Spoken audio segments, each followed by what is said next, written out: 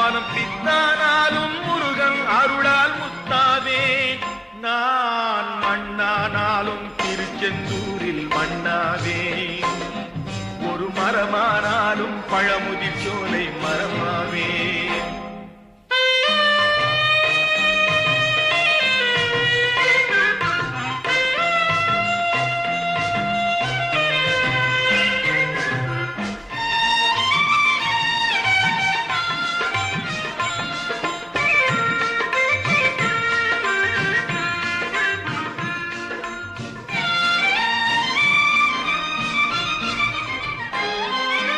சொல்லானாலும் ஓம் என்றொலிக்கும் சொல்லாவே.